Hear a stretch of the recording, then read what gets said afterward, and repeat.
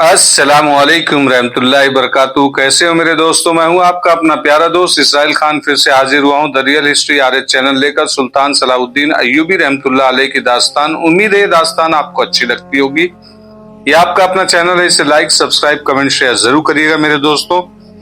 अब तक आपने सुना सुल्तान सलाहुद्दीन अय्यूबी रातों को ट्रेनिंग दे रहे थे, बरहना कपड़ों के अपने फौज को तैयार कर रहे थे, क्योंकि सलेबी ठंड के मौसम में लड़ना नहीं चाहते थे और उस दौर में कभी लड़ाई होती भी नहीं थी। वो एरिया ऐसा था, खित्ता ऐसा था कि बर्फ पड़ती थी और वहां पर बर्फ के पड़ने पे कोई लड़ाई नहीं किया करता था। लेकिन सुल्तान सलाहुद्दीन अय्यूबी रहमतुल्लाह अलैह चाहते थे कि उसी ठंड के मौसम में, उसी बर्फ जब पड़ रही है तभी हम जंग करें, क्योंकि दुश्मन को खड़े होने का मौका न मिले और कम फौज को लेकर के हम फतेह हासिल कर सके।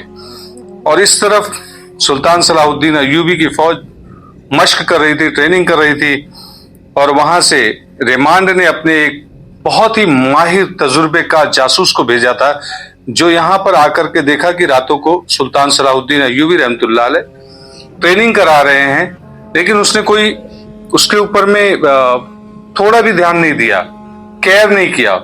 उसने सोचा चलो ठीक है, ये लोग ट्रेनिंग कर रहे हैं तो हमारा क्या कर लेंगे, जब हमारे सामने आएंगे तो हम इनको चक्की की तरह पीस के रख देंगे, क्योंकि ये कम मुसलमान है। लेकिन उसे ये नहीं पता था कि सुल्तान अय्यूबी ने तो हलब और मोसुल वगैरह में जासूसों का जाल बिछा दिया था कि जमींदोज मरकजी कमांड तलब में थे और कमांडर एक आलिम फाजिल के बहरूप में था, जो तमाम जासूसों से खबरें लेता और दमश्क भेजने का इंतजाम करता था। वो अपने जासूसों की हिफाजत का और नई खतरे के वक्त रूपोश करने का बंदोबस्त भी करता था। सलाहुद्दीन अय्यूबी को बुरा भला कहने में वो पेश था। जहां लोग उसका एहतराम करते थे, वहां अमीर, वजीर और ऊंची हैसियत के शहरी भी उसे इज्जत की निगाह से देखते थे। ये सुल्तान सलाहुद्दीन अय्यूबी का जासूस था, जो वहां पर जाकर के उनकी बुराइयां करता था। लोग ये समझते थे कि ये सलेबी है और उसकी इज्जत किया करते थे। वो जासूस खुसूसी पहरेदारों की हैसियत से खलीफा के मरकजी कमांड की इस इमारत तक भी पहुंच गए थे, अलसवाले के, जहां उनकी जंगी कॉन्फ्रेंसें मुनाकद होती थी। सलेबी जासूसों के कमांडर ने आते ही एक तो उस पर तवज्जो दी कि दमश्क में जासूसी के निजाम को मजबूत और कारगर बनाया जाए और हलब में सुल्तान अय्यूबी के जो जासूस हैं उनका सुराग लगाया जाए। सुल्तान अय्यूबी के इन दो जासूसों में जो हलब की हाई कमांड के पहलुओं में शामिल हो गए थे, सुल्तान सलाहुद्दीन अय्यूबी रहमतुल्लाह अलैह के जो दो जासूस थे, उनमें एक का नाम खिलत था। एक इमारत के कई छोटे कमरे थे और उसमें एक हाल था जो ज़ियारतों, नाच गाने और दरबार मुनाकद करने के काम था।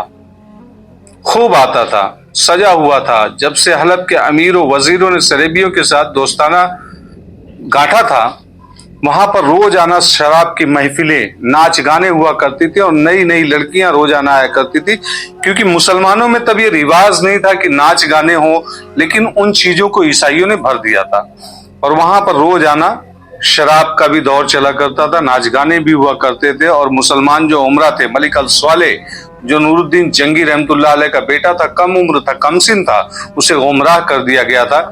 वहां पे नाच गाने चलते थे और ये जो एक जासूस था सुल्तान सलाहुद्दीन अय्यूबी रहमतुल्लाह अलैह का, जिसका नाम था खिलत, वो दरबारी बनकर के दोनों जासूस वहां पे थे। कभी कभी इस हॉल में जियाफत होती थी।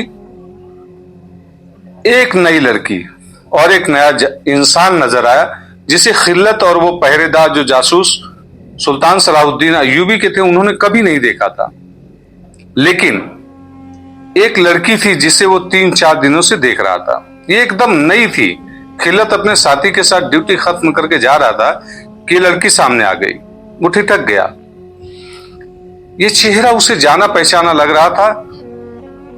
वो अक्सर जो चेहरे को देख लिया करते थे, जासूसों के अंदर ये एक हुनर होता है कि एक बार किसी चेहरे को देख लें तो वो भूलते नहीं है। लेकिन वो सोच नहीं पा रहा था कि इस चेहरे को मैंने कहां देखा है। वो लड़की कुछ दूर जाने के बाद फिर रुक गई और खिलत को बड़े गौर से देखने लगी। तब खिलत के चेहरे पर एक पुरानी सी बातें याद आने लग गई, जैसे उसने कुछ याद किया हो, उस चेहरे को जाना पहचाना हो। ये एक ऐसी लड़की थी जो शहजादी किस्म की थी, बड़ी खूबसूरत थी, अमीरों की मिल्कियत थी। अलबत्ता खिल्लत को एक और लड़की याद आ गई थी जिसकी शक्ल और सूरत इस रक्कासा से मिलती जुलती थी। वो 11-12 साल पहले की बात थी, जिसकी याद भी खिल्लत के जहन से महू होती जा रही थी, निकल चुकी थी। उस वक्त खिल्लत 17 या 18 साल का नौजवान था। वो दमिश्क से थोड़ी ही दूर एक गांव में रहता था और अपने बाप के साथ खेती बाड़ी किया करता था। वो खूबरू भी था, जवान भी था, जिस्म गठा हुआ था, बहुत ही शगुफ्ता मिजाज था, हंसी मजाक ज्यादा करता था और हाजिर जवाब भी था। इसलिए गांव में बच्चे से बूढ़े तक उसे सब बहुत चाहते थे, बहुत इज्जत करते थे। हिजरत का सिलसिला तो चलता ही रहता था। जिन इलाकों पर सलेबी काबिज थे, वहां से मुसलमान कुंबे सलेबियों के जोरों सितम से तंग आकर मुसलमानों की हुक्मरानी के इलाकों में आते जाते रहते थे। मकामी लोग उनकी मदद इमदाद करते और उन्हें आबाद कर लेते थे। ऐसा ही कुंबा कहीं से हिजरत करके खिलत के गांव में आ गया। उसमें हमीरा नाम की एक बच्ची थी जिसकी उम्र उस वक्त 11-12 साल थी। खूबसूरत बच्ची थी। गांव वालों ने उस कुंबे को आबाद कर लिया और खेती बाड़ी के लिए जमीन और सामान भी मुहैया कर दिया। उसका एक भाई था और छोटे थे, काम करने के काबिल सिर्फ बाप था। खिलत ने उसका हाथ बटाना शुरू कर दिया। हमीरा को खिलत की बातें अच्छी लगती थी और खिलत को यह बच्ची अच्छी लगती थी। वो खिलत के घर आ जाया करती थी। खेती बाड़ी हमीरा उससे कहानियां जरूर सुनती थी। वो खेती बाड़ी में हाथ भी बटाया करता। हमीरा को खिलत की बातें बहुत अच्छी लगती थी और खिलत मनगढ़ंत कहानियां भी गढ़ लिया करता था। वो अक्सर सुनाया करता था।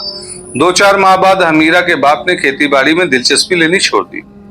दमिश्क करीब था, वो शहर में चला जाता और शाम को वापस आता था। 1 साल गुजरा तो उसने खेती बाड़ी खत्म कर दी। किसी को मालूम नहीं था कि उसने कौन सा जरिया मुआश इख्तियार कर लिया, यानी पैसा कहां से आएगा, कैसे कमाता है, ये किसी को पता नहीं था। अलबत्ता उस कुंबे की हालत बेहतर होती जा रही थी। खिलत में हमीरा घुल मिल चुकी थी, उनमें दोस्ती हो गई थी। वो खेतों में काम करने जाता तो हमीरा वहां चली जाती। कुछ भी काम होता उसके साथ में वो रहती थी। अब वो 13 साल की हो गई थी और अच्छा बुरा समझने लगी थी। एक रोज खिलत ने उससे पूछा कि उसका बाप क्या काम करता है। हमीरा ने बताया कि उसे तो मालूम नहीं कि वो क्या करता है, पैसे कहां से लाता है। उसे सिर्फ ये पता है कि उसका बाप अच्छा आदमी नहीं, वो शहर से कोई नशा करके आता है। हमीरा ने एक नई बात बताई। उसने कहा, यह शख्स मेरा बाप नहीं है। मेरे माँ बाप मर गए थे, मैं 5-6 साल की थी। उसने मुझे संभाल लिया और अपने घर ले आया। फिर मैं उसको अपना बाप कहने लगी। मेरे साथ ये अपनी बेटियों जैसा सुलूक करता है, मगर अच्छा इंसान नहीं है। 1.5-2 साल गुजर गए। खिलत ने हमीरा के बचपने की दिलचस्पी मोहब्बत में बदल गई। शबाब ने हमीरा के चेहरे पर बड़ा ही दिलकश निखार पैदा कर दिया था। और आप जानते हो, जब इंसान जवान होता है तो उसकी खूबसूरती बढ़ जाती है। इसी तरीके से एक रोज वो खिलत से मिली, बहुत परेशान थी। उसने खिलत को बताया कि उसे शक है कि उसका बाप उसे शादी के बहाने किसी अजनबी के हवाले करना चाहता है। यह शक उसे इस तरह हुआ था कि उसके बाप के साथ एक आदमी आया था। बाप ने उस आदमी की बहुत खातिर मदद और तवज्जो की थी और कुछ देर बाद हमीरा को अपने पास बुलाया था।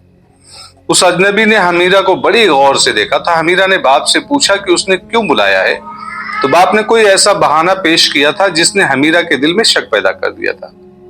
हमीरा ने खिलत से कहा कि वो उसके सिवा किसी और के पास नहीं जाना चाहती। खिलत ने उसे कहा कि वो अपने माँ बाप के साथ बात करके उसके साथ शादी की कोशिश करेगा। ये तो अलग बात है कि हमीरा जिसे बाप कहती थी वो उसका बाप नहीं था, लिहाजा उस शख्स को हमीरा के मुस्तकबिल के मुतालिक कोई फिक्र नहीं थी। लेकिन उस दौर में औरत की कोई हैसियत नहीं थी। बहुत सी रकम लेकर लड़कियों को किसी के साथ ब्याह देना एक रिवाज आम था। अमीर कबीर लोगों ने हरम बना रखे थे जिनके लिए वो नई सी नई लड़कियां खरीदते रहते थे। अगर हमीरा को उसका बाप फरोख्त कर रहा था तो ये कोई जुर्म या कोई अनोखा वाकया नहीं था। खिलत अमीर माँ बाप का बेटा नहीं था। वो यही कर सकता था कि हमीरा को भगा ले जाए और कहीं गायब हो जाए। वो सोच में पड़ गया कि क्या करे। हमीरा के साथ उसे मोहब्बत इतनी ज्यादा थी कि वो आसानी से उससे नजरें नहीं चुरा सकता था, ना फेर सकता था। उसने सोचने में ज्यादा ही वक्त सर्व कर दिया। तीसरे दिन वो खेतों में था कि हमीरा उसे पुकारती और दौड़ती आ रही थी। उसने देखा कि 3 आदमी उसके पीछे दौड़े आ रहे थे।